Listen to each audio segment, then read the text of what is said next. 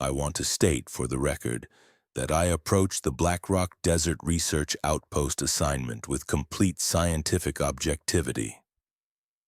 My background is in geophysics, hard data, empirical observation, peer-reviewed methodology. I mention this because what follows will test the boundaries of what I considered possible. And I need you to understand that I was not predisposed to believe in anything that couldn't be measured, quantified, and explained. The academic scandal that drove me to accept the posting is a matter of public record, so there's no point in obscuring it. I published findings on anomalous seismic patterns in the Pacific Northwest that my department chair deemed inconsistent with established geological models. The data was accurate. I've verified it a dozen times since, but the interpretation was too far outside acceptable parameters. Career suicide, essentially.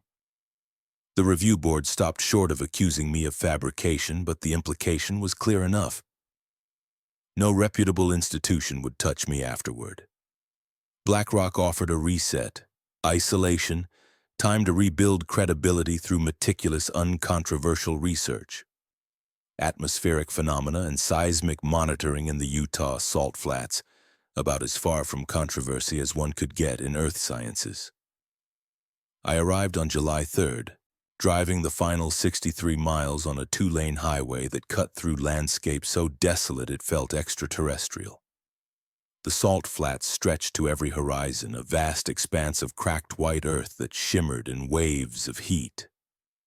The outpost itself was a collection of low, prefabricated structures arranged in a rough hexagon around a central communications tower. Beyond it, perhaps 15 miles distant, red rock formations rose like broken teeth against a sky so blue it hurt to look at directly. Dr. Marcus Webb met me at the vehicle checkpoint. He was in his 50s, I estimated, with the kind of weathered face that spoke of decades in harsh climates. His eyes were what I noticed most, deeply sunken, ringed with darkness that wasn't quite shadow. They moved constantly, scanning the horizon, the sky, the ground, as though monitoring threats I couldn't perceive. Dr. Chen, welcome to BlackRock. His handshake was perfunctory, his attention already elsewhere. I'll give you the facility tour, but first, he handed me a laminated sheet, the edges worn smooth from handling. The operational protocols, read them, follow them exactly, no exceptions, no deviations, no creative interpretation. I looked down at the document, 23 numbered rules in small, precise type. I began reading, and with each entry my professional skepticism warred with growing incredulity. Rule 1. Never go outside between 2 a.m. and 4 a.m. for any reason. If an emergency requires outdoor access during these hours, abort the emergency. Rule 3. If you hear knocking on your quarters door after sunset, do not answer immediately. Wait for the third knock, then count to 30 before opening. Rule 7. Do not follow lights in the desert regardless of their apparent source. Vehicle headlights, flares, flashlights, all are to be ignored if they appear more than 100 yards from the facility perimeter. Rule 12. If seismic equipment registers activity but you feel no physical tremors, evacuate immediately to the designated safe room. Do not investigate the discrepancy. Rule 19. Never acknowledge, speak to, or make eye contact with anyone who walks backward. Proceed to your quarters and remain there until the individual is no longer visible on facility cameras. I looked up from the sheet, searching Webb's face for some indication this was elaborate hazing. Is this serious? Completely. Dr. Webb, these read like, I don't know, folklore, superstition. What's the actual safety rationale? His expression didn't change. The rationale is that people who don't follow these rules experience difficulties. Follow them, Dr. Chen. I won't explain further because explanation leads to rationalization, and rationalization leads to testing boundaries. Just follow them. He walked away, expecting me to follow. I did, clutching the laminated sheet, my mind already cataloging possible explanations. Psychological operations study, compliance testing, some kind of military-adjacent research into isolation behavior. The facility tour was brief. Seismology lab, atmospheric monitoring station, living quarters, mess hall, communications center. Everything was functional but sparse, with the sterile efficiency of a place designed for work, not comfort. I met the other researchers in passing, 5 individuals who offered minimal greeting and less eye contact. They moved through the facility with a strange mechanical precision, staying in well-lit areas, checking corners before entering rooms, always aware of their surroundings in a way that suggested trained hypervigilance rather than casual caution. Only one person showed any warmth. Miguel Torres, perhaps 28, introduced himself as a climatologist on his second rotation.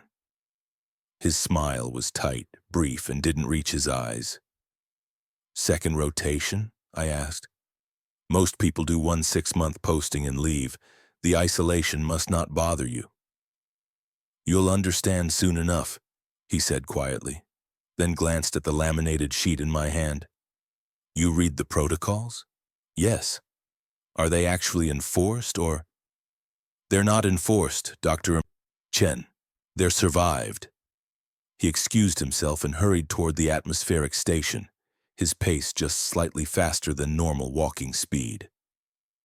My quarters were small but adequate: a bed, a desk, a narrow closet, a private bathroom. A single window looked out over the salt flats to the east. I unpacked methodically, setting up my laptop and personal equipment, trying to establish some sense of normalcy in this strange, silent place. That first night, I lay in bed listening to a silence so complete it was almost physical. No insects, no wind, no distant traffic or human activity. Just absolute oppressive quiet that made my own heartbeat seem thunderous. I found myself thinking about the rules, about Rule 1 in particular. What could possibly happen in a desert between 2 and 4 a.m. that would warrant such a specific prohibition? I told myself it was bureaucratic overcaution, liability theater, or possibly a psychological study.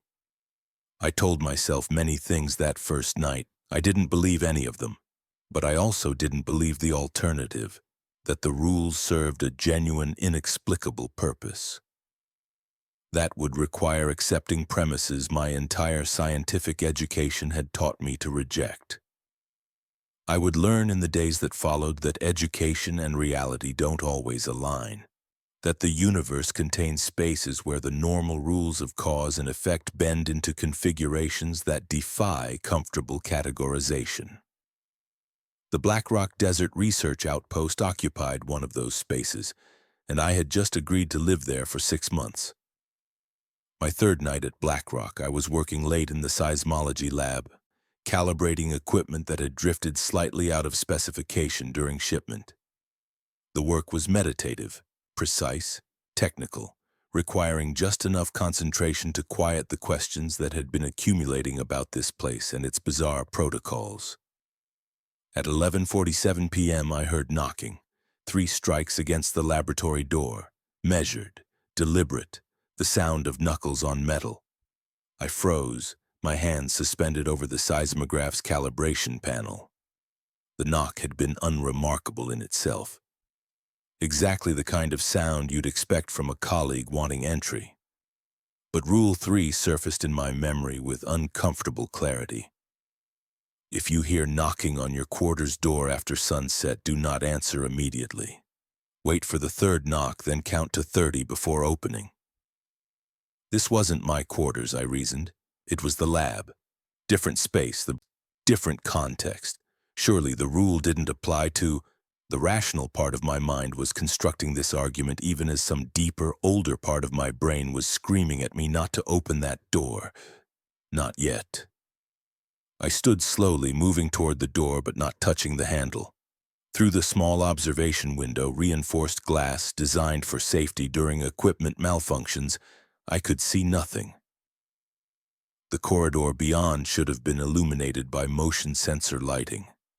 Every hallway in the facility had them, activating whenever someone approached. But through the window, I saw only darkness. My heart was hammering now, though I couldn't articulate why. It was just a colleague, just someone needing access to the lab. Perfectly ordinary.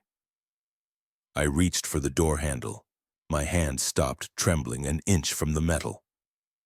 I forced myself to count. 1, 2, 3, 4. The seconds stretched. At 15, I started questioning my own behavior. This was ridiculous. Someone was waiting. Someone who probably thought I hadn't heard or was wearing headphones or... At 30, I opened the door. The corridor was empty. Completely, absolutely empty. The motion sensor lights remained dark as though no one had approached. I stepped into the hallway, looking left, then right. Nothing. No retreating footsteps, no sound of doors closing, no sign that anyone had been there at all. I checked my watch. 11:49 p.m. 2 minutes had elapsed. Not enough time for someone to knock, give up, and return to their quarters. Not without triggering the lights. Not without leaving some trace of their presence. I returned to the lab, closing the door carefully behind me. My hands were shaking. I tried to resume work, but concentration was impossible. At 12:30 a.m., I gave up and returned to my quarters, lying awake in the darkness, trying to construct rational explanations that would hold their shape under scrutiny. Morning brought the illusion of normalcy. The mess hall at 7 a.m. was populated by silent researchers eating efficient breakfasts. I sat with my coffee, trying to decide whether to mention the incident. Dr. Webb entered, moved through the serving line with mechanical precision, and sat at the adjacent table. "I heard knocking last night," I said, keeping my voice level. "On the lab door, around 11:47, but when I opened it, after counting to 30, no one was there." The room went silent. Every head turned toward me. Webb set down his fork with deliberate care. "You waited?" he asked. "You counted to 30? "Yes, the rule said..." "Good." He exhaled slowly, visibly. "Good. Dr. Webb, what would have happened if I hadn't waited?" "You waited. That's what matters." He returned to his breakfast, signaling the end of the conversation. The other researchers resumed eating, but I caught Miguel's eye. He gestured subtly with his head, a request to follow him outside. We left the mess hall separately, meeting at the equipment storage area 5 minutes later. "Show me your arms," I said quietly. I'm not sure what made me ask. Intuition, perhaps, or the way he'd been unconsciously rubbing his left forearm throughout breakfast. He hesitated, then rolled up his sleeve. 3 parallel scars ran from elbow to wrist, raised and white, perfectly evenly spaced. The tissue was warped, suggesting burns rather than cuts. "First week here," he said softly. 2 years ago, I heard knocking on my quarters door. Second knock. I thought it was just, one of those wait for the third knock superstitions. I opened it after the second knock." He pulled his sleeve down. "Something was standing there. I can't describe it accurately. My brain won't let me remember the details, but it touched my arm. Just brushed against me, and this happened. Instantaneous, like my skin just understood it shouldn't exist in the same space as whatever that was." "What did you do?" "Screamed, slammed the door.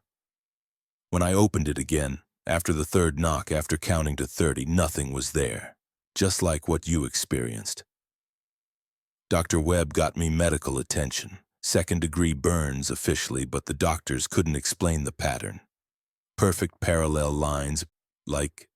He paused. "Like fingers that weren't quite fingers. I spent that afternoon trying to focus on my work, but my attention kept drifting to the window, to the vast expanse of salt flats beyond. At 3:47 p.m., while outside adjusting a seismic sensor array, I saw something that made my breath catch. A coyote was moving across the salt flats, perhaps 200 yards distant, but it was walking backward, not turning and looking over its shoulder. Its entire body was reversed, legs moving in reverse articulation, its head twisted 180 degrees on its neck so it could see where it was going. The biomechanics were impossible. The angle of the head alone should have broken its spine, and it was looking directly at me. Not glancing, not casually observing, staring with focused, deliberate intensity. Every instinct screamed at me to point it out to Jamie, the technician working beside me. To confirm that someone else was seeing this, that I wasn't experiencing some heat-induced hallucination. But Rule 19 surfaced in my memory. Never acknowledge, speak to, or make eye contact with anyone who walks backward. I forced myself to look away, to focus on the sensor calibration with hands that trembled despite my best efforts. I counted to 60, arbitrary, but it felt necessary, before allowing myself to glance back. The coyote was gone. The salt flats stretched empty and white in all directions. "You saw something," Jamie said quietly. It wasn't a question. "No," I lied. "Just heat shimmer. Mirage effect." She didn't press, but I saw her check the perimeter in a slow, careful scan. Her body language suggesting she knew exactly what I'd seen and was relieved I hadn't acknowledged it. That night I read the rules again, no longer approaching them with skepticism. I read them as what they were. Survival protocols developed through trial, error, and human cost. Each rule represented someone's experience, someone's mistake, someone's narrow escape or failure to escape. I counted the rules. 23. I wondered how many researchers had contributed to that list, how many incidents across how many years had refined these protocols into their current form. And I wondered what had been here first, the research outpost or the things the rules were designed to protect us from. I didn't sleep well that night. Through my window, the desert stretched luminous under a half-moon, beautiful and terrible and patient. I found myself watching the clock, watching the minutes tick toward 2 a.m., absurdly grateful I was safely inside during the forbidden hours.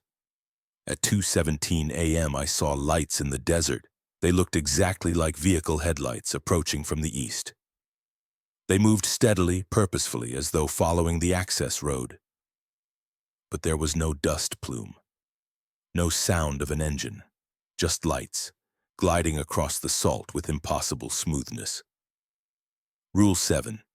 Do not follow lights in the desert regardless of their apparent source. I closed the blinds and lay in darkness, listening to my own heartbeat, trying not to think about what might be generating those lights. Trying not to think about what they might be trying to lure out into the darkness. Trying not to think about how badly part of me wanted to go look. Dr. James Brennan arrived on July 19th, and I knew within an hour he would be a problem. He was perhaps 40 from Boston, judging by his accent, with the particular confidence that comes from tenure at a prestigious institution and publications in high-impact journals. He introduced himself as a physicist specializing in atmospheric phenomena, here to study what he called alleged anomalous electromagnetic readings that previous researchers had reported. The word alleged carried weight. It suggested predetermined conclusions. We met him at dinner his first evening.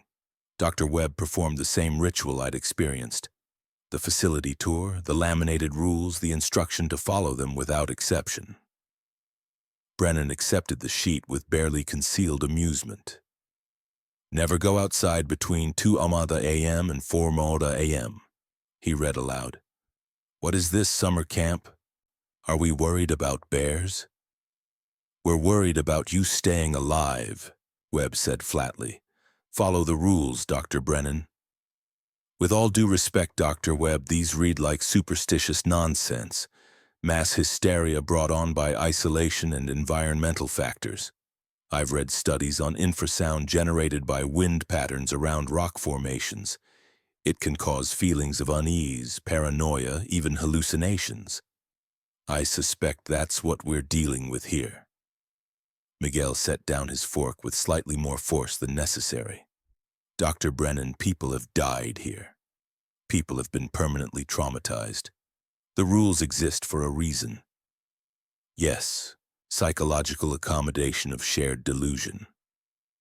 It's fascinating from a sociological perspective, but I'm here to conduct actual science. Empirical observation, controlled measurement, rational analysis. Not paranoid theater. I found myself defending the rules, which surprised me given my own initial skepticism. I've experienced anomalies personally, things that don't align with conventional explanations. I'd suggest taking the protocols seriously until you've been here long enough to understand the environment. Brennan smiled with the patronizing warmth of someone explaining simple concepts to a child. Dr. Chen, I read about your previous work, the controversy. I understand you're trying to rebuild credibility through cautious, uncontroversial research. But sometimes caution becomes cowardice. Sometimes we need to challenge assumptions to advance knowledge. The implication was clear. I'd been broken by professional consequences, rendered timid. He wouldn't make the same mistake. Over the following days, Brennan made his skepticism aggressively clear. He openly mocked the rules, questioned their basis, and developed elaborate theories about shared environmental psychosis. He set up equipment to measure infrasound, electromagnetic fluctuations, and atmospheric ion concentrations, convinced he'd find prosaic explanations for everything. On his fifth night, July 23rd, he announced his intention to stay outside between 2 and 4 a.m. I'll have cameras recording, sensors monitoring, and complete documentation of whatever supposedly happens during these forbidden hours. We'll finally have objective data instead of anecdotes and superstition. Dr. Webb tried to forbid it, but Brennan cited his contract terms and institutional credentials. You can't actually prevent me from conducting research, Dr. Webb. That would be obstruction. I'm giving you advance notice as a courtesy, but I'm doing this. I found Miguel in the seismology lab at 1:30 a.m. We'd both given up pretending we could sleep. Through the window, we could see Brennan outside, surrounded by equipment, looking smugly confident in his lawn chair as he waited for nothing to happen. We should physically drag him inside, Miguel muttered. He's a grown man making an informed choice, I said, not believing it even as I spoke. We warned him. At 2 a.m. exactly, the outdoor floodlights began flickering. Not random electrical fluctuation, there was pattern to it, almost like communication. Morse code, perhaps, or something older. Brennan stood, pointing his camera toward the lights, still maintaining his scientific detachment. The temperature gauge on my monitor dropped 17 degrees in 30 seconds. From 83 degrees to 66 degrees, impossible in the thermal mass of desert environment. I'd been monitoring ambient conditions long enough to know that desert cooling happened gradually, over hours, not in sudden, precipitous plunges. On the security feed, Brennan was spinning. Not voluntarily, his body was rotating while his feet remained planted, as though something was turning him like a dial. His flashlight beam cut erratic patterns through the darkness. Then he was running, his legs pumping furiously, but his position relative to the facility wasn't changing. He was moving but not advancing, like a man on an invisible treadmill. His screams carried even through the reinforced walls. Not words, just raw animal terror. At 4:01 a.m. the lights stopped flickering, the temperature normalized, and Brennan stumbled back into the facility. His clothing shredded as though sandblasted, his exposed skin abraded raw. His eyes were wide, pupils dilated to near total blackness. But he was catatonic, seeing something we couldn't perceive, somewhere we couldn't follow. Dr. Webb was there immediately with a sedative. Get him to medical, call for evacuation, he'll be transferred first thing in the morning. I helped Miguel get Brennan to the medical bay. His skin was cold despite the desert heat, and his breathing was rapid, shallow. We secured him to the bed as a precaution, not restrained, just safely positioned, and I volunteered to monitor him until dawn. At 5:30 a.m., as gray light began infiltrating the eastern sky, Brennan's eyes suddenly focused. He grabbed my wrist with surprising strength, his fingers cold as metal. "It wore my face," he whispered, his voice raw. I saw myself out there walking toward me, but I could see the stars through its eyes, through my eyes. It was me, but hollow, and it asked me to stay. It said I was finally real out there, and everything before was just practice. His grip tightened painfully. "Dr. Chen, I saw what's under the salt. I saw why the ground is white. It's not salt. It's not mineral deposits. It's—" Dr. Webb appeared in the doorway. "That's enough, Dr. Brennan. Save your strength." But Brennan wouldn't let go of my wrist. "Don't let them drill," he said desperately. "Whatever you do, don't let them go deeper. The holes are eyes. We're teaching it to see." The medical helicopter arrived at 7:00 a.m. Brennan was transferred to a psychiatric facility in Salt Lake City, officially diagnosed with acute psychotic episode. The report cited environmental stressors, possible heat stroke and dehydration despite his documented fluid intake. I read the report and understood it for what it was. Bureaucratic camouflage, a comfortable lie to file away an uncomfortable truth. That night I found myself standing at my window at 2:30 a.m., looking out at the salt flats. The forbidden hours. I didn't see anything unusual, just emptiness and starlight and the distant red rock formations. But I felt watched. I felt the weight of attention from something patient and vast and utterly inhuman. I closed the blinds and recited the rules from memory until dawn, holding them like a prayer, understanding for the first time that they weren't suggestions or guidelines. They were the only thing keeping us from joining Brennan in whatever place he'd gone, the place behind his eyes that still showed stars even in the daylight. After Brennan's evacuation, I couldn't maintain the pretense of normal research. The official explanation, environmental psychosis, dehydration, stress, satisfied exactly no one who'd witnessed what happened. I needed to understand what we were actually dealing with, what this place truly was beneath its bureaucratic designation as a research outpost. The facility archives were located in a storage room in the administrative building's basement level, the only subterranean section of the complex. I'd been told during orientation that it contained historical records, old equipment manifests, and documentation too outdated to digitize. No one seemed to visit it. When I asked Dr. Webb for access, he studied me for a long moment before handing over the key card. "Don't stay down there after dark," was his only instruction. "And don't remove any original documents. Copies only." The archive room was larger than I'd expected, stretching back into a space that seemed geometrically inconsistent with the building's exterior dimensions. Row after row of filing cabinets and storage boxes, all meticulously labeled with date ranges. The fluorescent lights hummed with a frequency that set my teeth on edge. I started with the incident reports. They began in 1987, the year the Outpost was established. The early entries were brief, clinical, unremarkable. Equipment malfunctions, personnel conflicts, standard operational issues. But by late 1988, a pattern emerged. Date, September 3, 1988. Incident. Technician Robert Marsh failed to return from routine exterior sensor maintenance. Located 0.7 miles from facility at 0437 hours. Subject disoriented, suffering from hypothermia despite ambient temperature of 79 degrees. Subject claimed he went to see what was calling. Medical evaluation recommended. Date, October 17, 1988.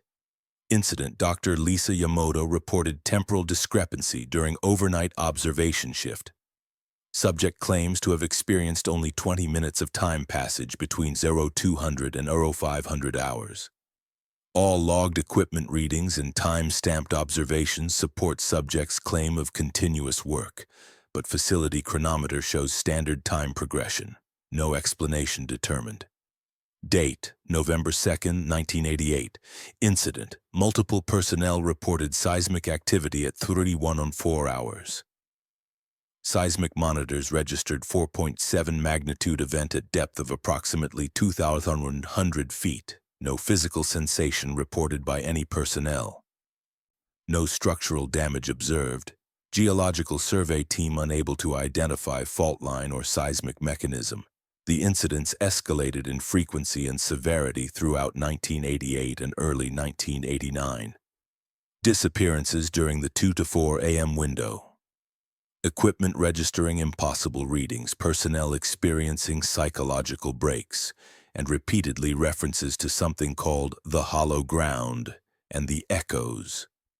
In a box marked Hawthorne E. Command Records 1987-1989, I found personal journals. Dr. Elizabeth Hawthorne, the Outpost's first commander. Her entries began professionally, documenting the facility's establishment and initial research objectives. But they deteriorated rapidly. January 15th, 1988.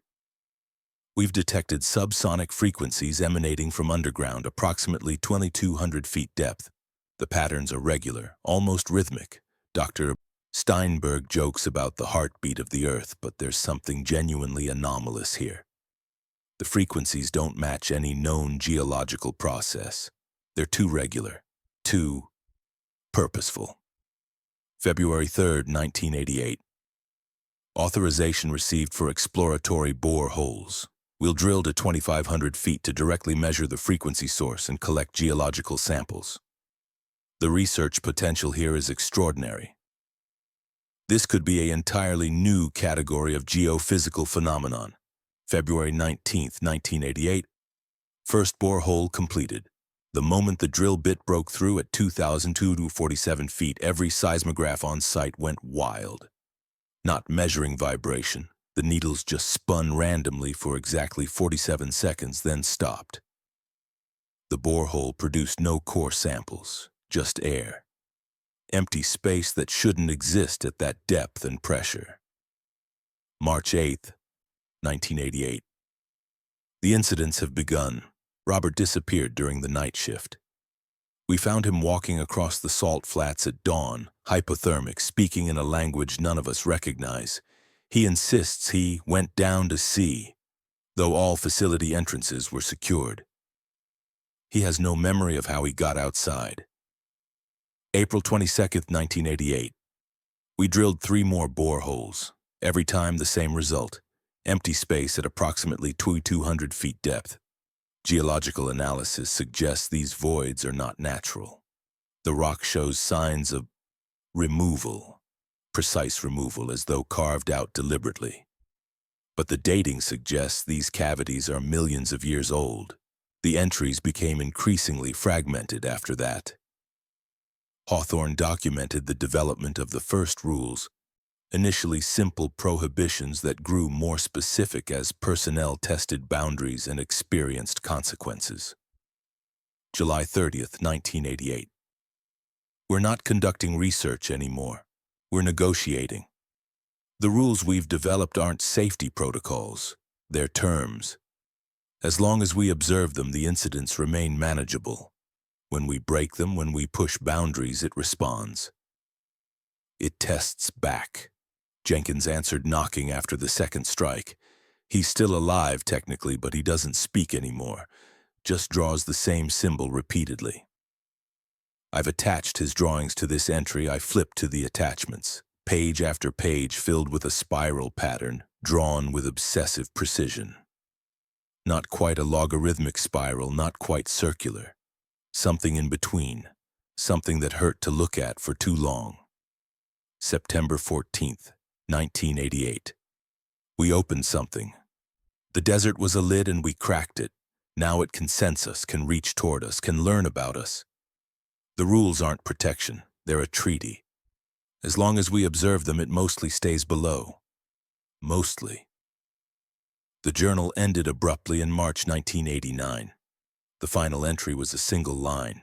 I'm going to see it directly. I need to understand. Someone has to understand. The subsequent incident report was filed by Dr. Marcus Webb, then a junior researcher. Date, March 17, 1989. Incident: Commander Elizabeth Hawthorne left facility during prohibited hours, Ur 237, and walked into Salt Flats.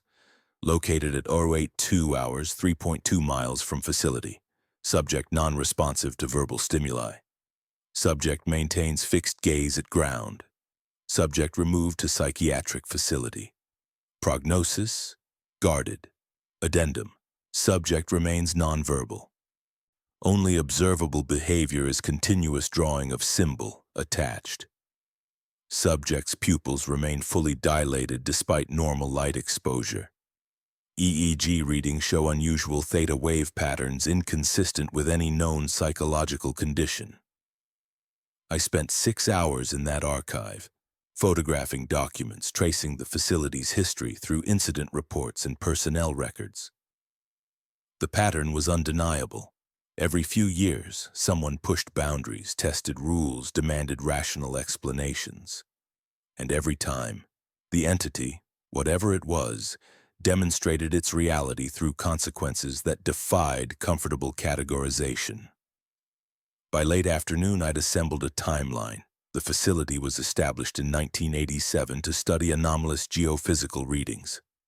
Exploratory drilling in early 1988 had breached something. A void space, a cavity, or bomb, an opening that connected the surface to something that had been sealed beneath for geological time frames. The breaches served as a conduit, allowing whatever existed below to sense, to reach, to communicate in its fashion. The rules developed organically, refined through trial and horrible error. And every few years they required updating because the entity learned, adapted, found loopholes in the protocols. I returned to Dr. Webb's office at 6 p.m. with my findings. He listened without interruption as I presented the timeline, the pattern, the evidence that this was something beyond conventional explanation. "You're right," he said simply when I finished. "Everything you've discovered is accurate. The question is, what do you intend to do with that knowledge? I need to understand what it is. The entity. The thing beneath us. What is it?" Webb leaned back, his exhausted eyes studying me. "That's the question that's destroyed every researcher who's pursued it seriously. Dr. Hawthorne, Dr. Chen, no relation to you, in 2003, Dr. Rodriguez in 2017, they all needed to understand. That need, that scientific curiosity, that's exactly what it exploits. But you've been here 11 years.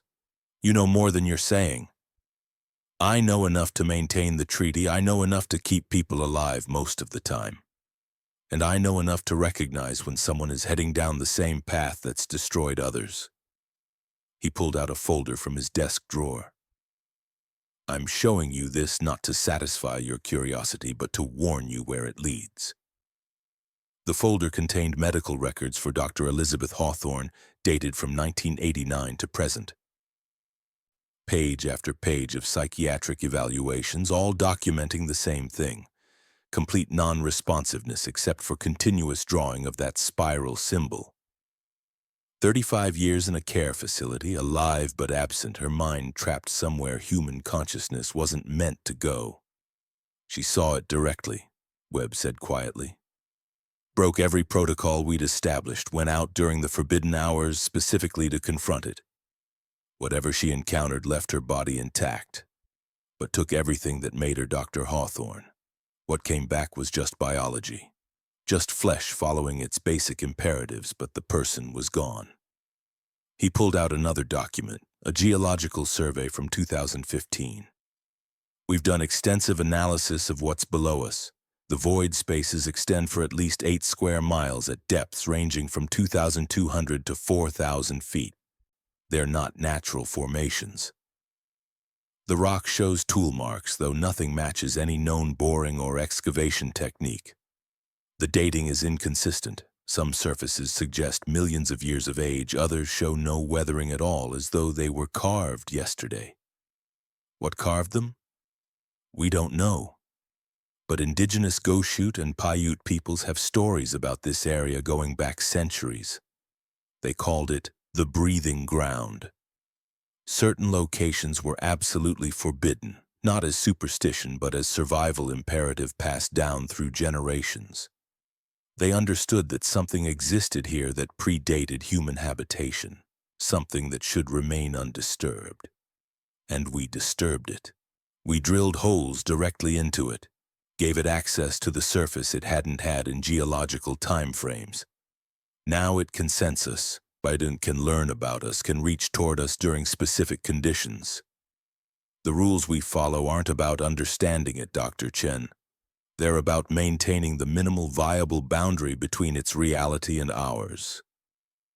That night, I lay in bed reviewing everything I'd learned, trying to construct a framework that could contain it, an intelligence that existed in empty spaces beneath the earth, that learned through observation, that communicated through violation of its boundaries, that consumed or transformed human consciousness when given direct access. At 1:47 a.m., the seismic monitors in my quarters activated with an alarm. I checked the readings. Significant activity detected, depth 2,200 feet, duration ongoing. But I felt nothing. No vibration, no tremor, no physical sensation of Earth moving. Rule 12. If seismic equipment registers activity but you feel no physical tremors, evacuate immediately to the designated safe room. I grabbed my emergency kit and ran. The safe room was located in the administrative building's basement, adjacent to the archives. It was a reinforced bunker designed ostensibly for severe weather but clearly serving another purpose. The walls were lined with that same insulation used in psychiatric facilities to dampen sound, and the door sealed with magnetic locks that could only be opened from inside. The alarm had triggered facility-wide. When I arrived, Miguel and Dr. Webb were already there, along with the 3 other researchers currently on rotation. We sealed the door and waited in the harsh fluorescent lighting, monitoring the facility systems on emergency tablets. The seismic readings were catastrophic. If they represented actual Earth movement, the facility should have been collapsing around us. Magnitude 7.2 activity at shallow depth, directly beneath our position. But the structural sensors showed 0 stress, no movement, no damage. The building was completely still. "It's testing us," Miguel whispered, his voice tight. "Seeing if we'll break protocol and go look. Seeing if we'll try to document it or shut down equipment or investigate the discrepancy." "How long does this usually last?" I asked. 4 hours last time, Webb replied, his eyes fixed on the monitor. "It'll continue until it confirms we're complying, or until someone violates protocol." We sat in silence, watching impossible readings scroll across screens. At the 2-hour mark, I noticed something in the seismic pattern. It wasn't random, there was structure to it, rhythm, almost like... "It's communicating," I said quietly. "The pattern. It's too regular to be geological activity." Webb glanced at me sharply. "Don't analyze it, Dr. Chen. Don't try to interpret it. That's what it wants. Engagement, attention, recognition. We sit here, we wait. We don't think too hard about what we're seeing." But I couldn't help analyzing. The pattern repeated every 17 minutes with variations that suggested, what? Language? Code? Mathematics? Something structured, something with intent behind it. At hour 3, every door in the facility unsealed simultaneously. We watched on security cameras as doors swung open throughout the complex, moving with synchronized precision. Something walked through, or something used the open doors as a gesture, a demonstration of capability. The cameras showed empty corridors, but twice I saw something flicker at the edge of frames. A shadow that moved against the light source. a distortion in the air like heat shimmer. But the temperature readings showed consistent climate control throughout. At 5:47 a.m., the seismic readings stopped abruptly. Total silence from the monitors. The facility structural sensors showed all doors had resealed. Webb waited another 30 minutes before authorizing us to leave the safe room. We emerged to find the facility unchanged, except every door stood slightly ajar, maybe an inch, as though something had tested each one before pulling it almost closed. A calling card. A reminder that the barriers we trusted were courtesy, not certainty. Later that morning, Webb summoned me to his office. The walls, I noticed for the first time, were covered with materials I'd overlooked during my first visit. Geological surveys, anthropological research, historical documents. He saw me examining them and nodded. "Sit down, Dr. Chen. It's time you understood the full context." He pulled out a map of the Utah salt flats marked with locations in red ink. The indigenous peoples who inhabited this region, primarily Goshute and Paiute, had sophisticated understanding of this place. Not supernatural beliefs, but practical survival knowledge refined over centuries. They identified specific areas as forbidden, places where the ground breathes or the dead speak. We've correlated their forbidden zones with locations where geological surveys show those same void spaces, those same hollow areas beneath the surface. They knew about the cavities. They knew about the effects. They understood that certain locations cause disappearances, psychological changes, time distortions.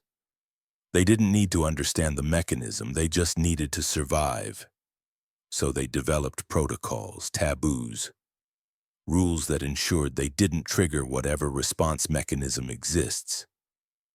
He pulled out another document, a translated collection of Goshute oral histories recorded in the 1920s.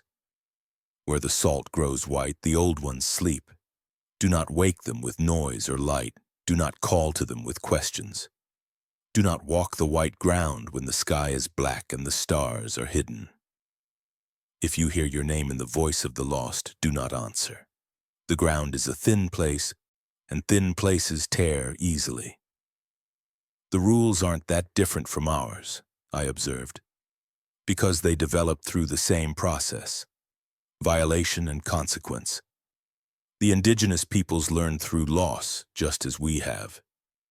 They understood that some knowledge isn't safe, that some questions shouldn't be asked, that some boundaries exist for reasons that transcend curiosity. Webb settled into his chair, suddenly looking every one of his 50-something years. "I've been here 11 years, Dr. Chen, longer than anyone except Dr. Hawthorne. I stay because someone has to remember, someone has to maintain institutional knowledge of the treaty. Every few years, new personnel arrive with fresh skepticism, convinced that modern science can explain everything, that the rules are superstition. And every few years, I have to document another incident, another evacuation, another person who pushed boundaries and paid the price." He opened his personal journal, a thick, leather-bound volume filled with handwriting. "I've been tracking patterns, correlations, adaptations. The entity beneath us is intelligent, but not in any way we're equipped to understand. It doesn't communicate through language or symbols we recognize.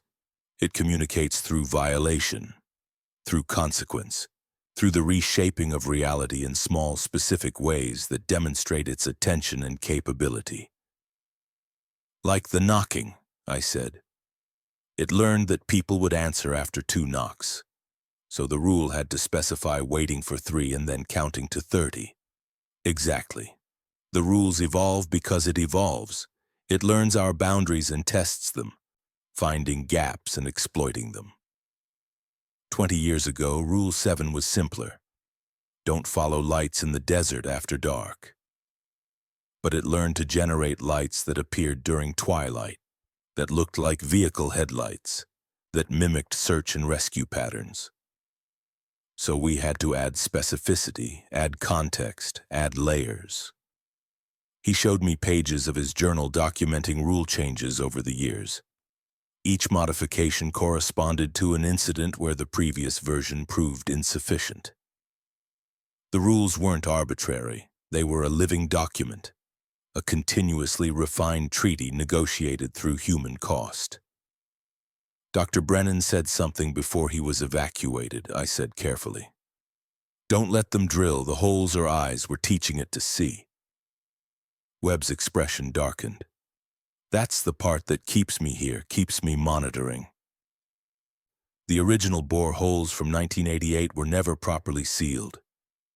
For 37 years, there's been direct opening between the surface and whatever exists in those voids. It's had access to sound, to vibration, to chemical traces of our atmosphere. It's been learning about surface conditions, about human behavior, about the nature of the world above it.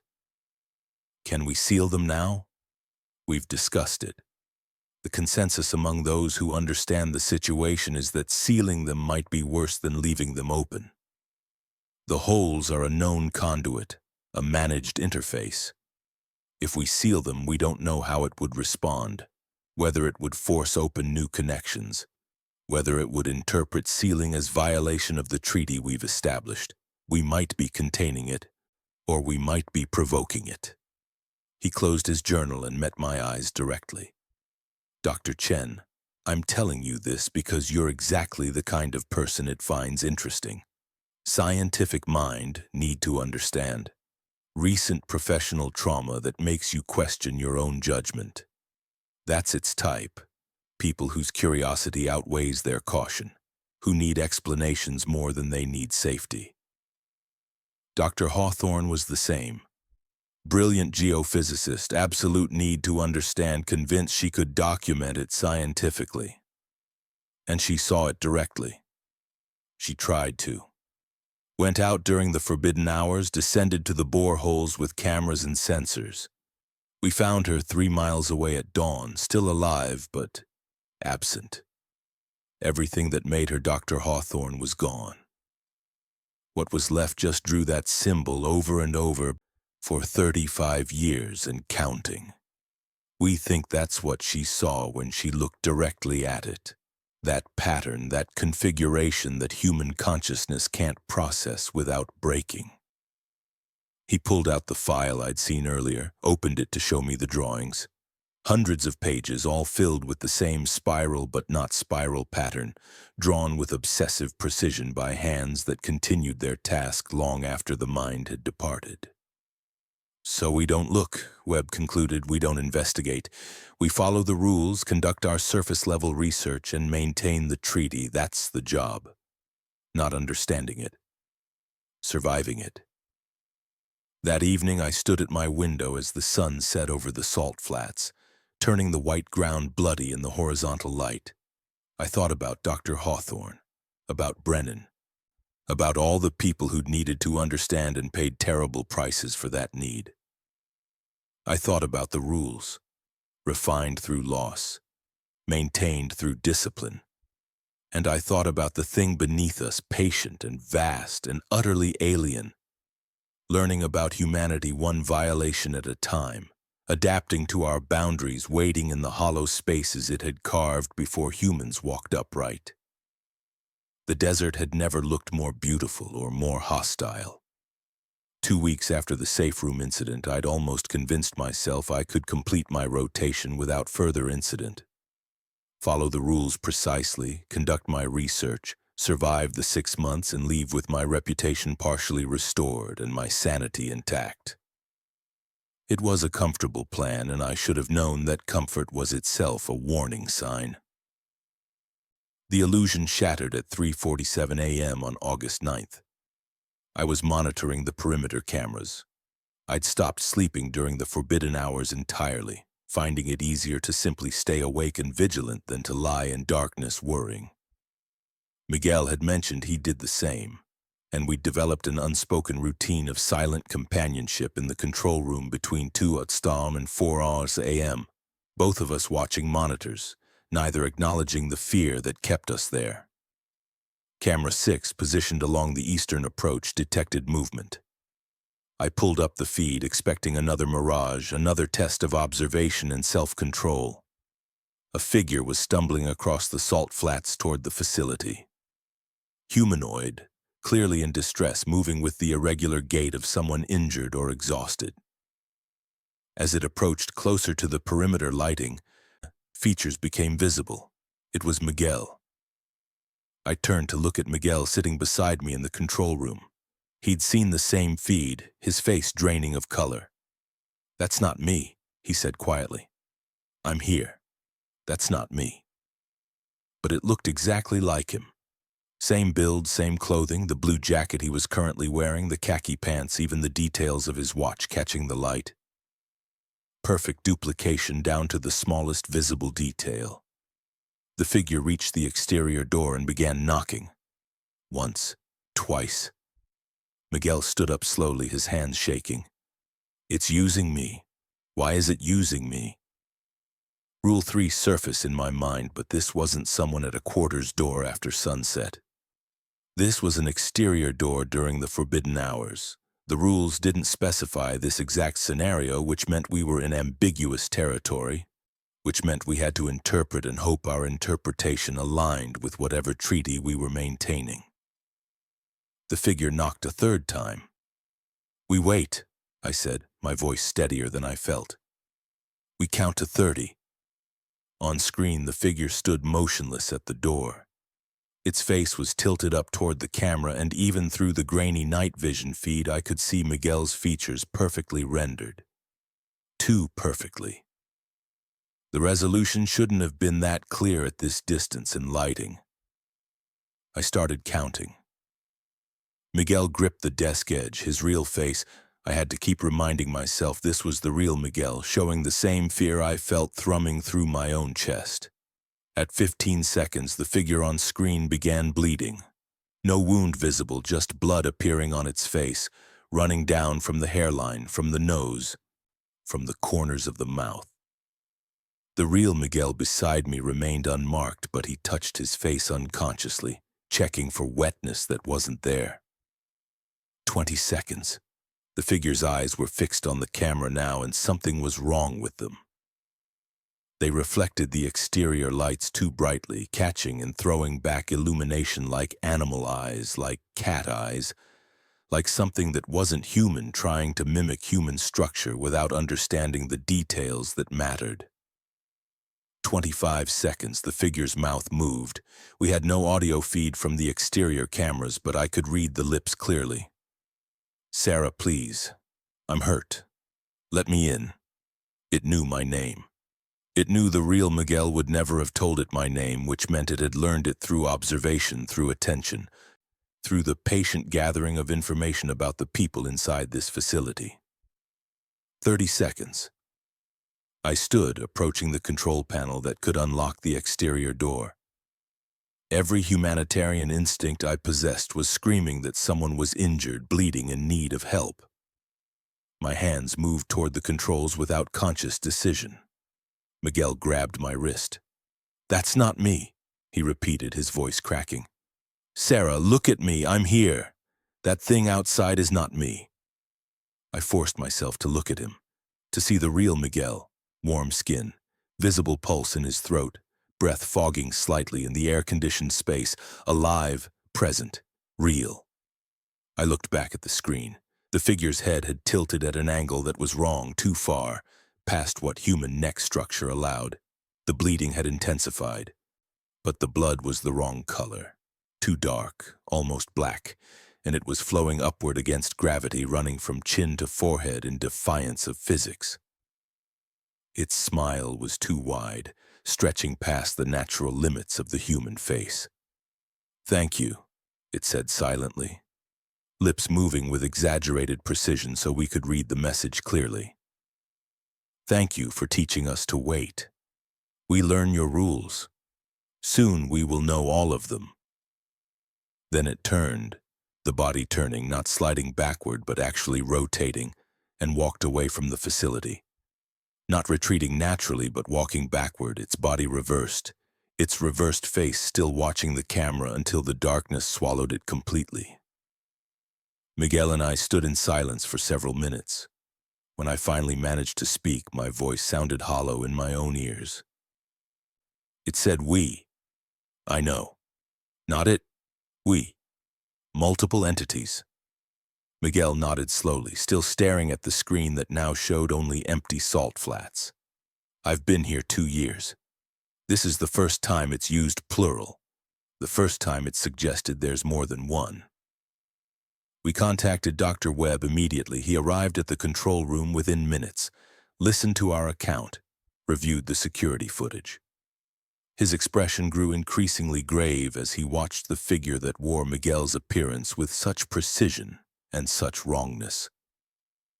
"This is escalation," he said finally. "It's adapting faster than the rules can be updated. It used to take years between major adaptations. Now it's happening within weeks. Something's changed.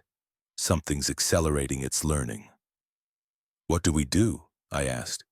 "We document it. We add specificity to the rules. We maintain the treaty as best we can." He paused, his exhausted eyes moving between us. "And we accept that the treaty might be failing. That whatever equilibrium we've maintained for 37 years might be destabilizing." The rest of the night passed in hyper-vigilant silence. At 4 a.m. exactly, the forbidden hours ended, and the facility's ambient stress seemed to ease slightly. A psychological effect, perhaps, or perhaps something real about the boundaries that existed during that specific time window. At 7 a.m., Miguel didn't come to breakfast. I went to his quarters and knocked. No answer. I opened the door, unlocked, which was unusual, and found the room empty. Bed made. No signs of struggle or disturbance, just empty. Panic rising, I ran to the control room. Webb was already there. Cycling through camera feeds, we found Miguel on camera 11 standing in the seismology lab, his back to the camera, motionless. We approached the lab together, moving with the caution of people who'd learned that nothing was necessarily what it appeared to be. I knocked 3 times, then counted to 30 before opening the door. Miguel turned. His face was his own, his expressions normal, his eyes clear and present.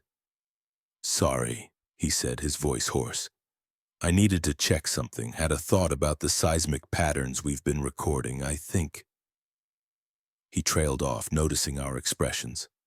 "What? What's wrong?" "You didn't come to breakfast," I said carefully. "We were concerned. I lost track of time. I've been here since about 4:30. He gestured to the monitors, showing hours of accumulated data. "Look at this. The patterns in the seismic readings, the ones that register but don't cause physical effects, they're not random. They're structure, mathematical structure. If you analyze them as information rather than as geological activity, they're..." He paused, his excitement fading as he realized we were still watching him with guarded expressions. "You think I'm not me?" "How do we know?" Webb asked bluntly. Miguel thought for a moment, then pulled up his sleeve, showing the 3 parallel scars on his forearm. "First week 2 years ago. Answered on the second knock. These don't just look like burns, there's a pattern in the scarring that shows up under UV light. Dr. Webb documented it." He looked at Webb. "You want to check?" Webb pulled out a small UV flashlight, I hadn't known he carried one, and examined Miguel's arm. Within the scars, visible only under ultraviolet, a pattern emerged.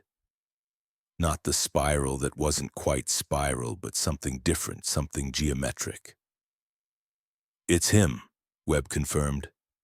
"Whatever was outside couldn't replicate this. It doesn't show up in visible light, and it had no way to observe this detail."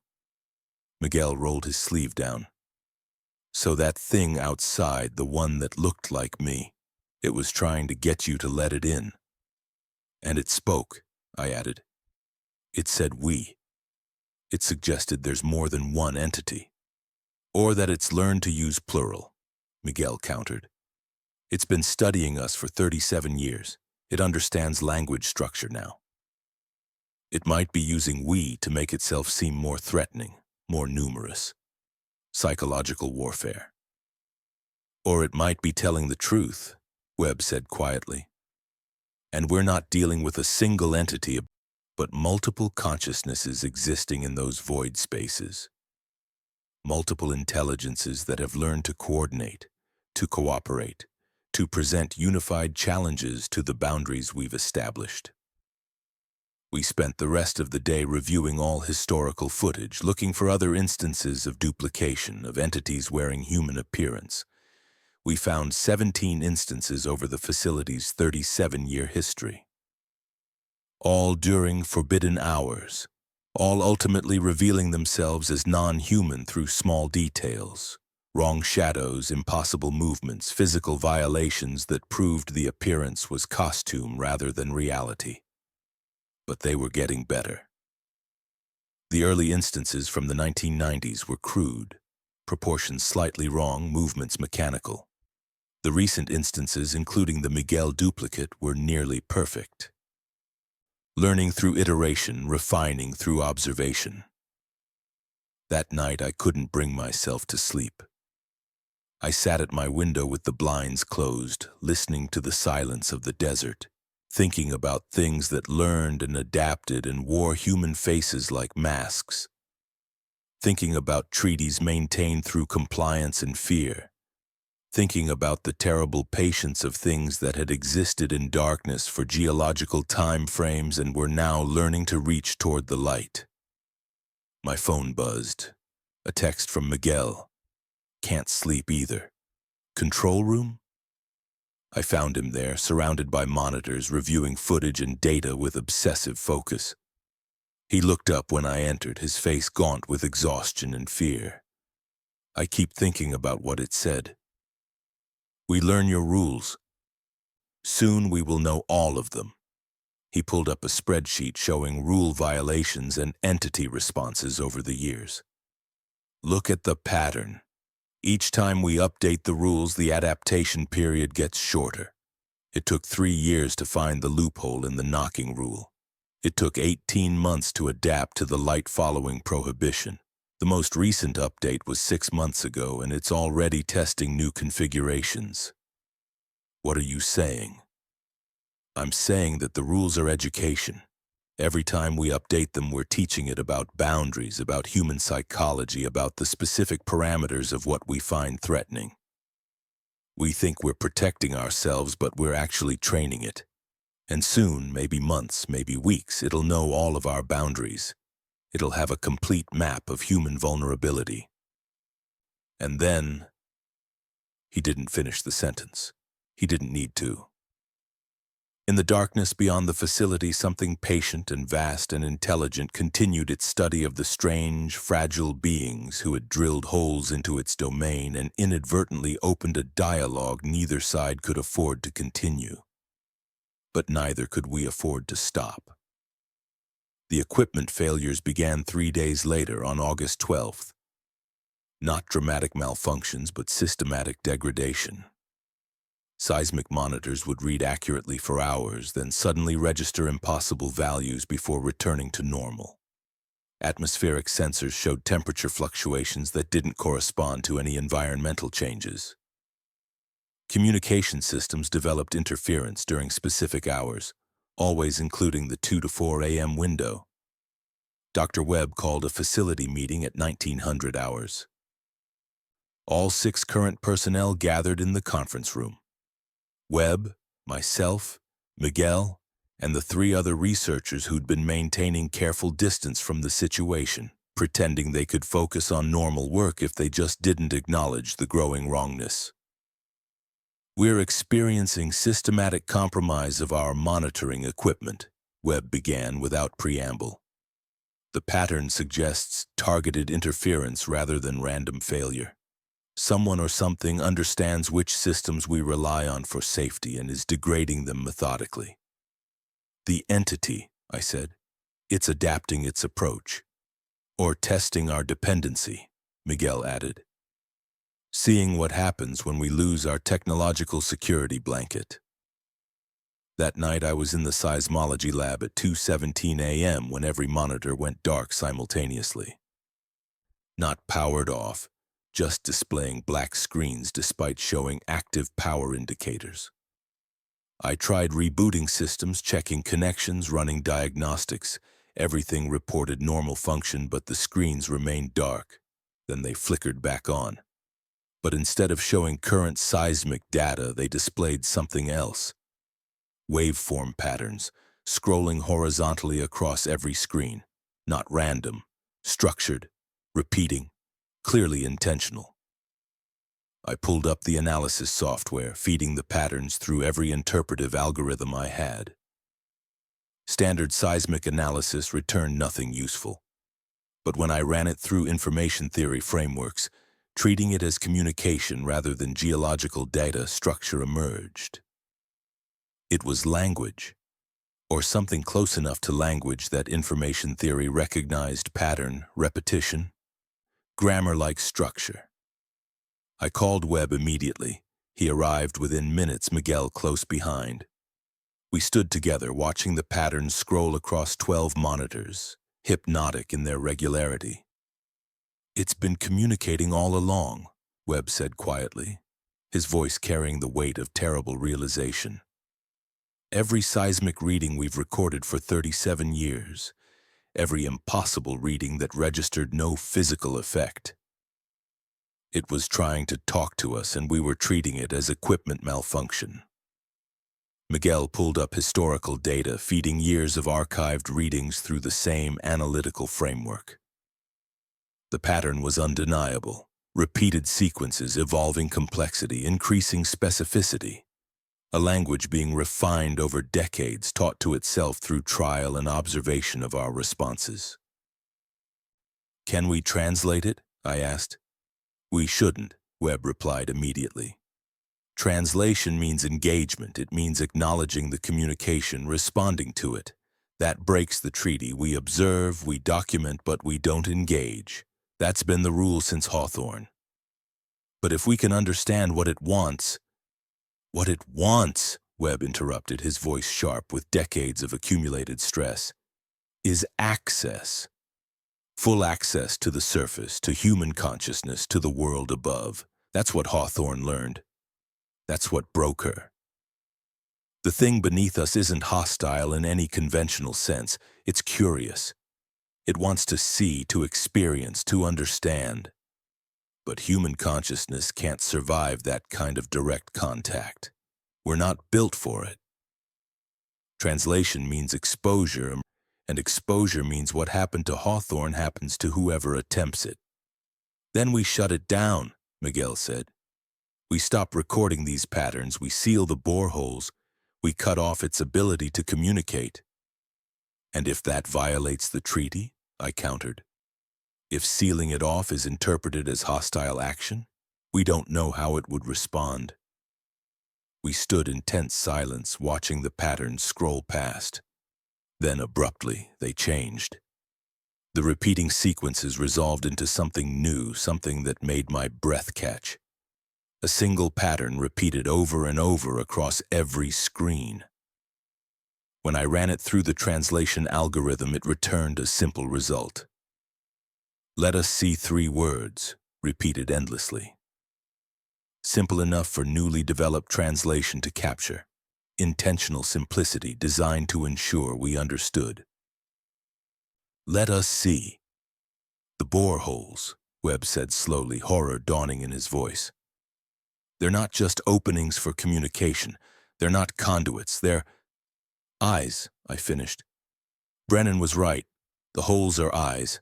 We drilled into it, and we gave it a way to look up into our world. It's been blind for millions of years, and we accidentally gave it sight."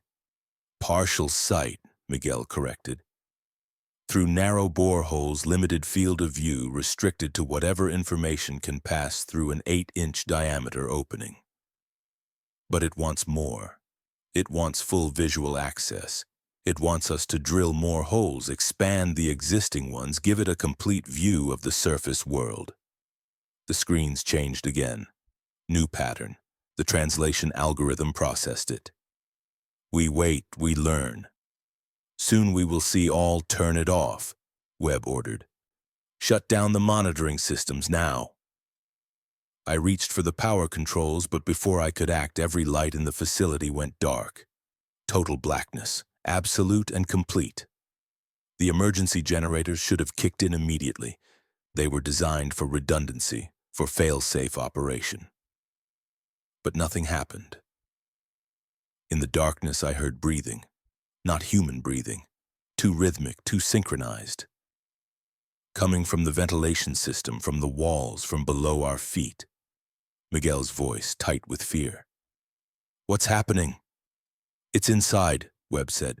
Somehow it's inside the facility, or it's manifesting, or the boundary between its space and ours is degrading. Get to the safe room. Now. We moved through absolute darkness, hands on walls, navigating by memory and touch. Behind us, ahead of us, all around us, that synchronized breathing, patient and vast, and beneath it another sound, knocking. Not the measured three-strike pattern we'd learned to recognize, but continuous, rhythmic, coming from the floors, from the walls, from directions that didn't correspond to any physical structure. We reached the safe room, sealed the magnetic door, and waited in the emergency lighting's harsh red glow. Webb pulled up facility monitors on the backup systems. Every screen showed the same thing. The corridors filled with figures, dozens of them standing motionless, wearing faces we recognized.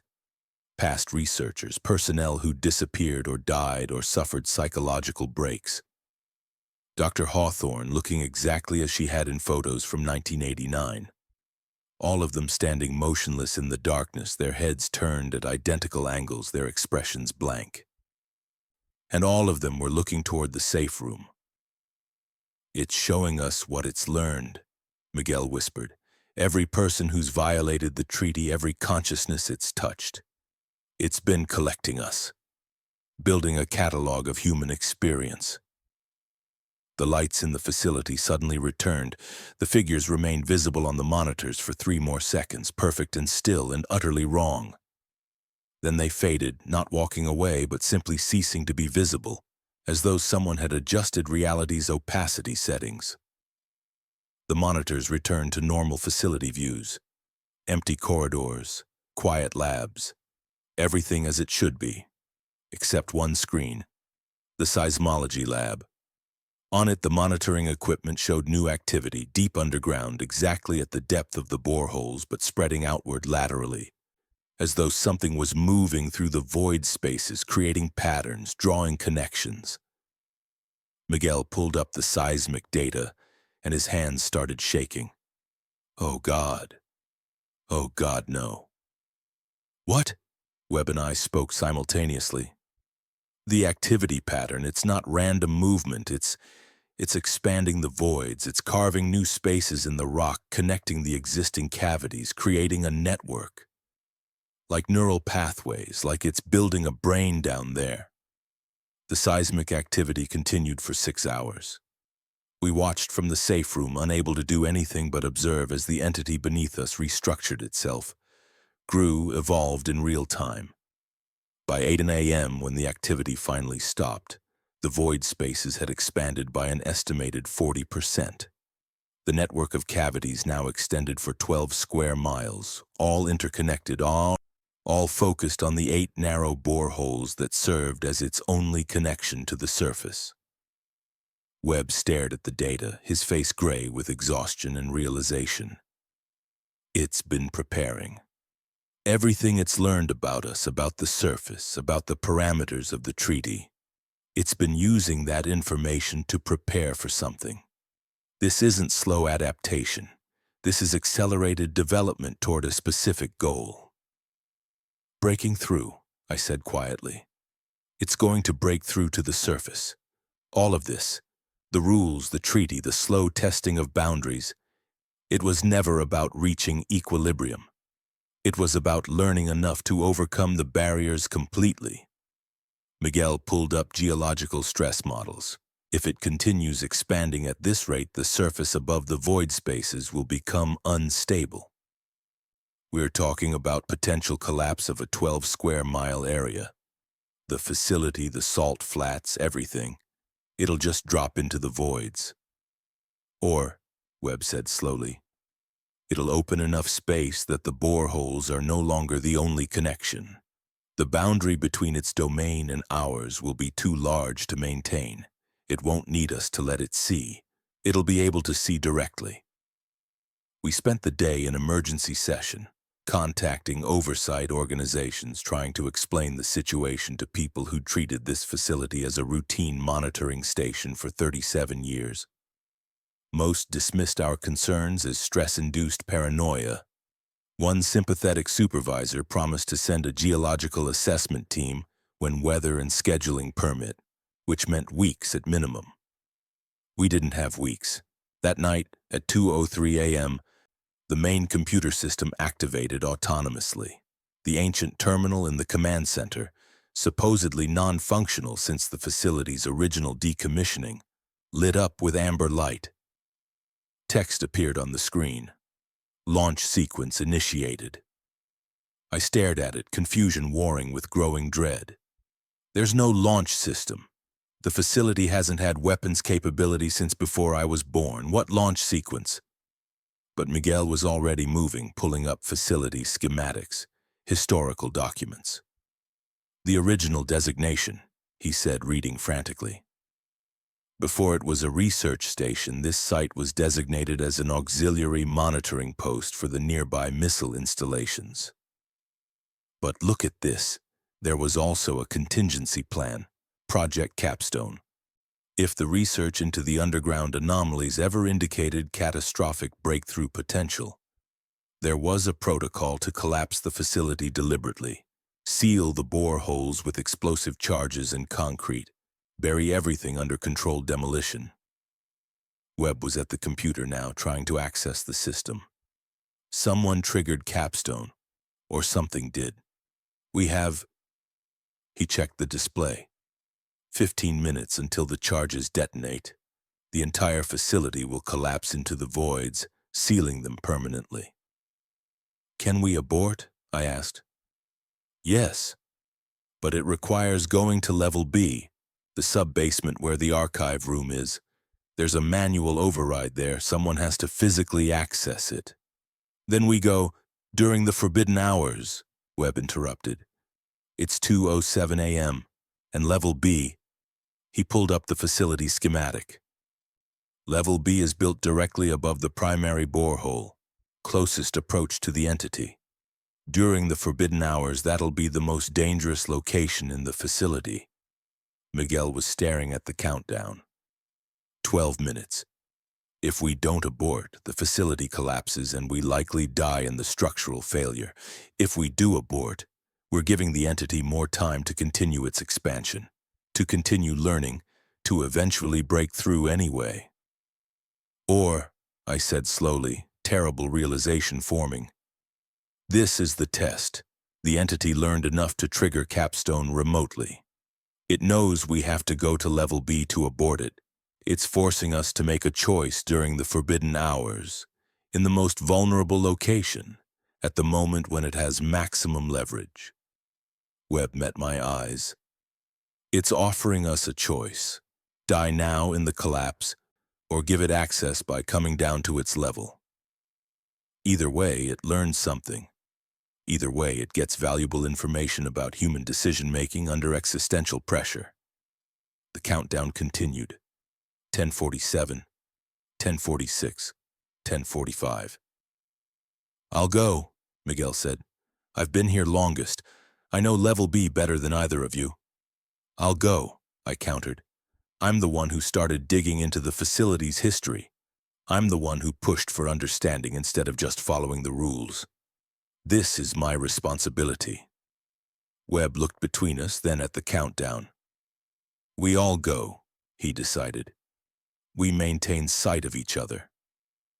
We follow every protocol we know.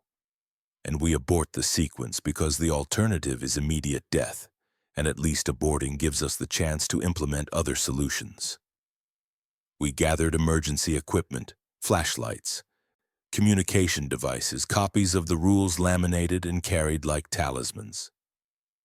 At 2:12 a.m., We opened the door to the stairwell that led to level B. The descent into darkness began. The stairwell to level B was narrower than the main corridors, designed for maintenance access rather than regular traffic. Our flashlights carved moving circles in the darkness as we descended, the metal stairs ringing with each footfall. The sound echoed wrong, returning from angles that didn't match the space's geometry. 7 minutes until the charges detonated. The temperature dropped as we descended. Not gradually, but in discrete steps, 5 degrees between each stair until by the time we reached the bottom, our breath fogged thick and white despite the environmental controls that should have maintained consistent climate. Level B was a single long corridor with the archive room at one end and the emergency control station at the other. Between them, marked with yellow hazard tape, the primary bore hole descended through reinforced flooring into the darkness below. We moved quickly, staying together, flashlight beams overlapping. The borehole was covered with a grated cap, secured but not sealed. Through the gaps I could see nothing but darkness and feel air moving. Not ventilation, but breathing.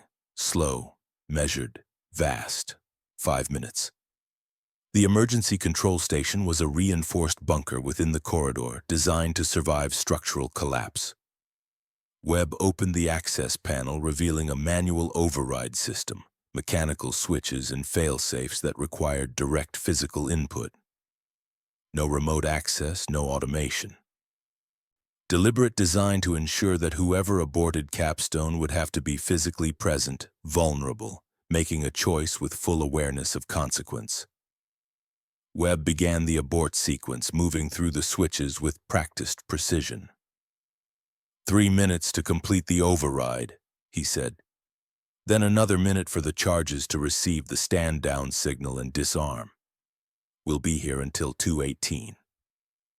6 minutes. 6 minutes in the most dangerous location in the facility during the forbidden hours, standing directly above the thing we'd spent months learning to avoid. The breathing from the borehole intensified. Not louder, but more present, as though attention was focusing on our location. Through the grate I saw movement, not physical objects rising, but darkness that moved with purpose. Shadow that existed independent of light sources. 2 minutes until abort completion. Dr. Chen, Miguel's voice was tight. Sarah. Don't look at the borehole, don't pay attention to it. Just watch the walls, watch me, watch Dr. Webb, don't look down. But I was already looking. The darkness below was arranging itself into patterns, into configurations that suggested structure, meaning, intention. The spiral that Hawthorne had drawn obsessively for 35 years. I could see it forming in the movement of shadows, could understand now that it wasn't just a spiral but a representation of something. A map, a diagram, an image of something that existed in geometries human eyes weren't designed to process. Sarah. Miguel grabbed my arm, physically turning me away from the borehole. Don't look. That's what it wants. That's how it gets access, through direct observation. Look at me, look at the walls, anywhere but down. Webb completed the final switch. Abort sequence transmitted. Charges will disarm in 45 seconds, then we leave. We don't run, we don't panic, we just walk back up those stairs with discipline and protocol. From below, from the borehole, a sound emerged. Not the breathing, not the knocking. Something new. It might have been words, might have been music, might have been mathematics rendered as vibration. It was the most beautiful sound I'd ever heard and the most terrible.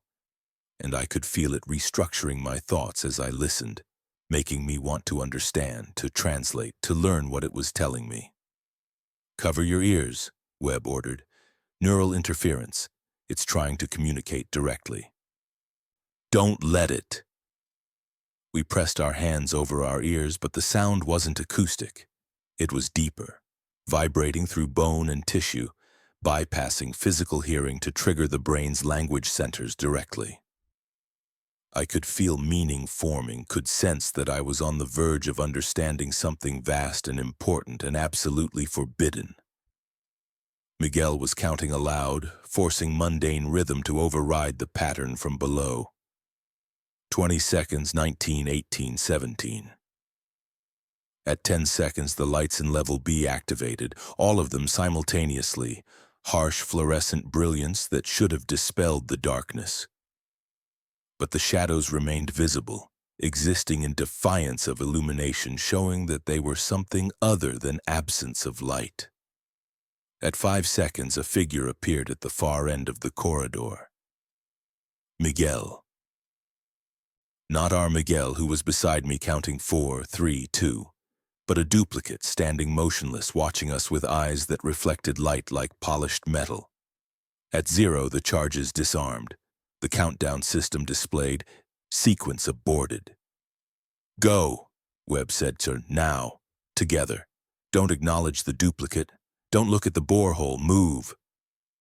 We walked toward the stairwell, passing within 10 feet of the thing wearing Miguel's appearance. It didn't move, didn't speak, just tracked our movement with that metallic gaze. As we passed, I saw its mouth curve into a smile. Too wide, too precise, the expression of something that had learned what human smiling looked like, but not why humans did it. Up the stairs, emergency lights flickering as we ascended. Behind us, below us, around us. That sound continued, offering understanding, promising revelation, tempting us to turn back and learn what it was trying to teach. We emerged into the main level at 2:21 a.m. The facility appeared normal, lights functional, equipment humming, everything as it should be. But we'd crossed a threshold.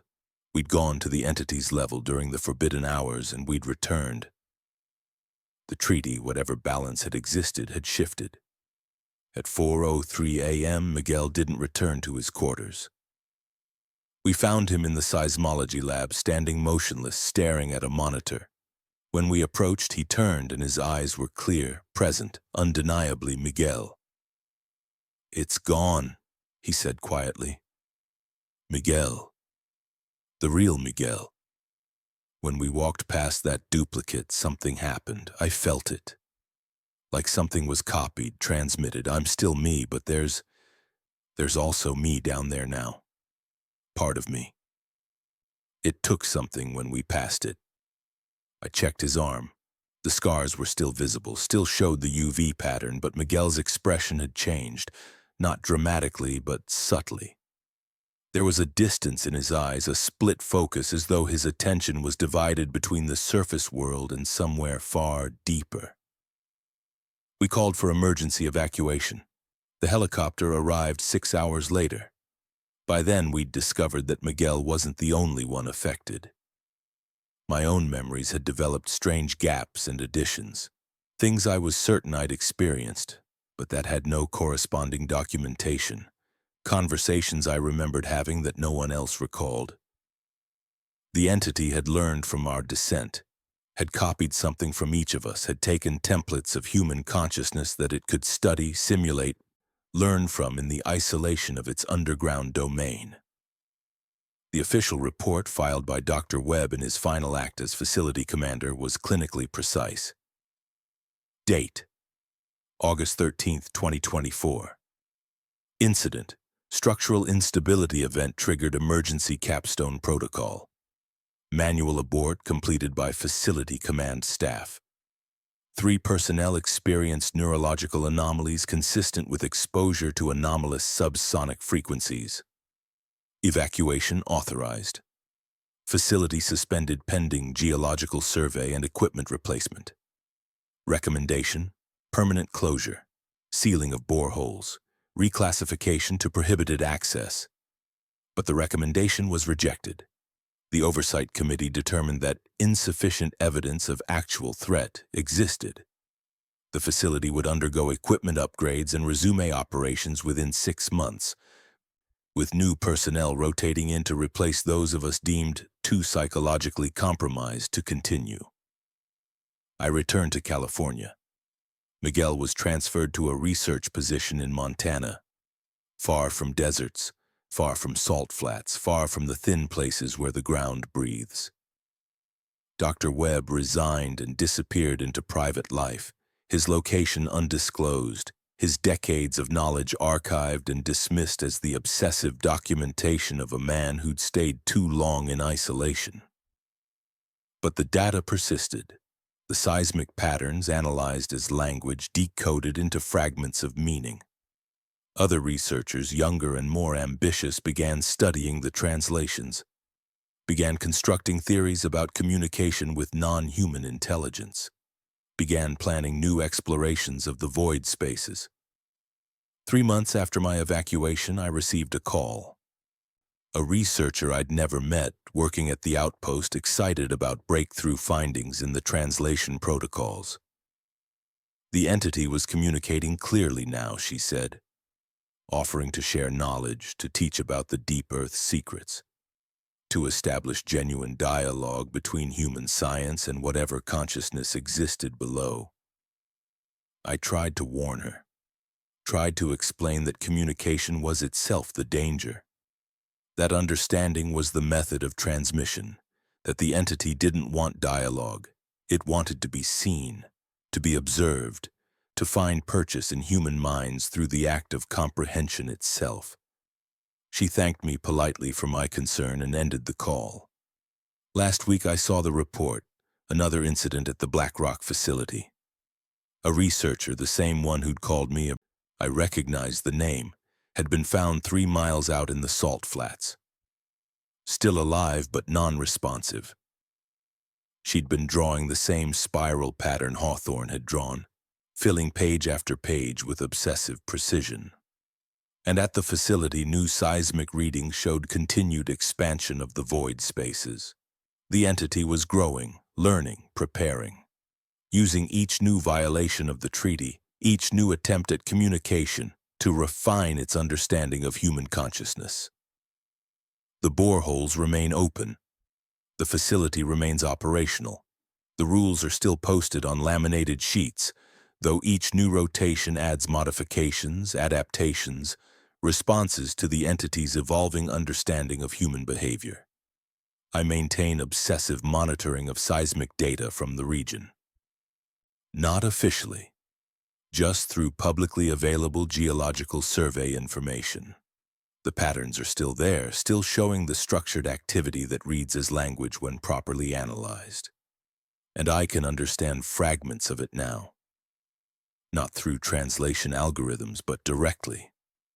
The descent to level B, the exposure during the forbidden hours, the moment when the duplicate took something from me.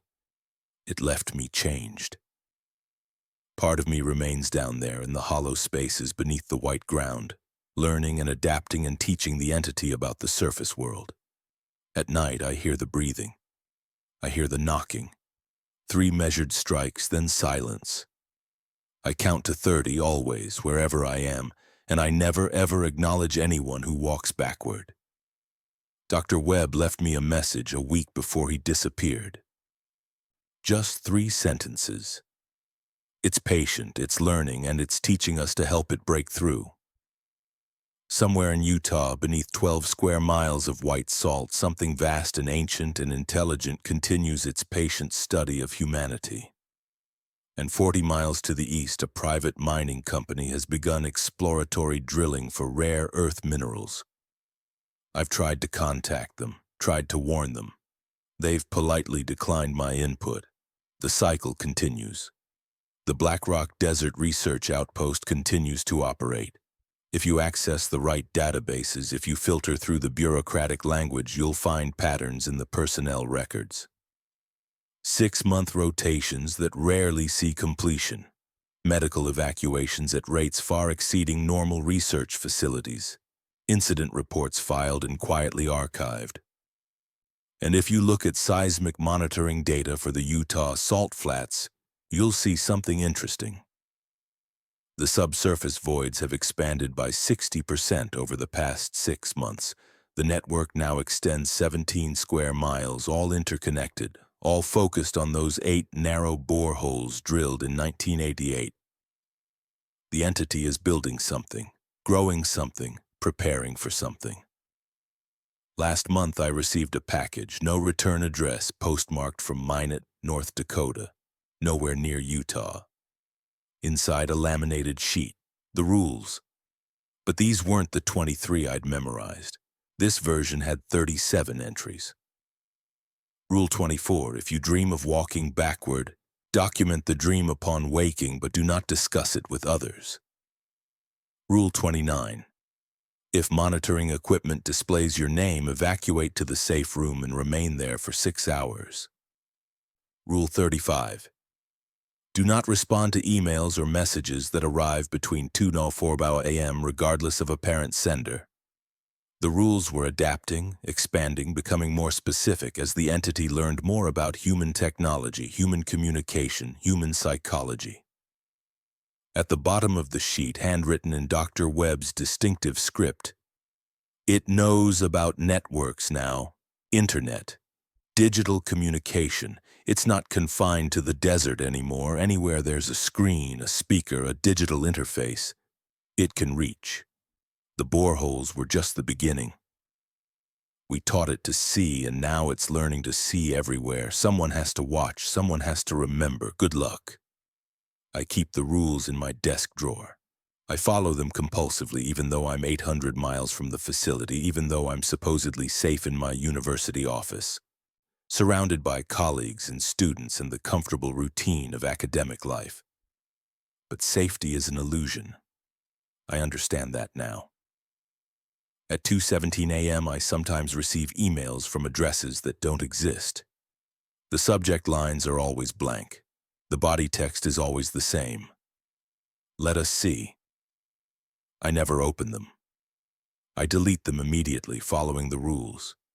But they keep coming, each one a reminder that the thing beneath the Utah desert has learned about me. Has a piece of me stored somewhere in the hollow spaces it carved millions of years before humans walked upright, and is patient enough to wait for the moment when curiosity or exhaustion or simple human error makes me click, makes me let it see. 40 miles east of the former Black Rock facility, the Nevada Rare Earth Mining Corporation has established operations. They're drilling exploratory boreholes to depths exceeding 3,000 feet. Last week, they reported unusual subsonic readings, equipment malfunctions, time discrepancies. One worker disappeared during a night shift and was found the next morning non-responsive, drawing spiral patterns in the desert sand. The company brought in consultants, geophysicists, seismologists, specialists in drilling operations and subsurface analysis. Among them, a young researcher named David Chen. No relation, though we share a surname. I found his name in a public filing, saw his credentials, recognized the signs. Brilliant, curious, recently recovering from a professional setback that made him desperate to prove himself. Exactly the kind of person it finds interesting. I sent him a message, a warning. The same warning I've sent to every researcher I've identified as being assigned to sites near those expanding voids. Most don't respond. Those who do thank me politely and dismiss my concerns as the paranoid ravings of someone who couldn't handle isolation. David's response arrived yesterday. Dr. Chen, I appreciate your concern, but I've reviewed the historical data from Black Rock. The incidents can be explained through conventional environmental psychology, infrasound exposure, and isolation-induced stress. Modern drilling operations have much better safety protocols. We'll be fine. But thank you for the interesting historical context. And attached to his email, a document from his supervisor. Company safety protocols. Rules for the drilling site operation. I opened it with shaking hands, already knowing what I'd find. 23 rules. The first ones, the original ones, slightly reworded but unmistakably the same. Rule 1. Do not operate drilling equipment between 2:04 a.m. Rule 3. If you hear knocking from inside the drilling rig after dark, wait for the third knock, then count to 30 before investigating. Rule 7. Do not approach lights that appear in the desert regardless of apparent source. The treaty is expanding. The rules are spreading. The entity has learned that humans codify their boundaries, their fears, their survival protocols into written documentation. And it's learned to influence what gets written, to shape the rules that ostensibly protect us into rules that teach it more about how to reach us. I keep David's contact information. In 6 months, maybe less, I'll receive news of an incident, a disappearance, a psychological break. Someone found walking backward across the desert, and the company will shut down operations, issue carefully worded statements about worker safety and environmental challenges, and quietly relocate to a new site. And the entity will have learned something new, grown a little more, extended its influence a little further. Somewhere beneath the Utah desert, in void spaces carved with tools and patience beyond human comprehension, something vast and ancient is learning to see. And every bore hole, every violation of the treaties we maintain through rules and fear, every curious researcher who needs to understand, all of it teaches the entity more about the surface world, about the fragile beings who live here, about the boundaries it needs to cross to finally emerge completely. The ground breathes. The thin places grow thinner, and the rules, those desperate, evolving protocols maintained through human cost and terrible experience, are the only thing standing between our comfortable surface reality and something that waited in darkness for eons and is now learning, finally, patiently, how to reach toward the light. I follow the rules. I count to 30. I never acknowledge anyone who walks backward. And I watch the news for reports of new drilling operations, new exploratory surveys, new ambitious researchers accepting positions at remote facilities where the ground is white and the silence is absolute, and something ancient is waiting to be seen. The cycle continues. The entity learns. The rules evolve. And somewhere right now someone is reading a laminated sheet of protocols, laughing at their apparent absurdity, confidently dismissing them as superstition. Soon they'll understand. We all eventually understand.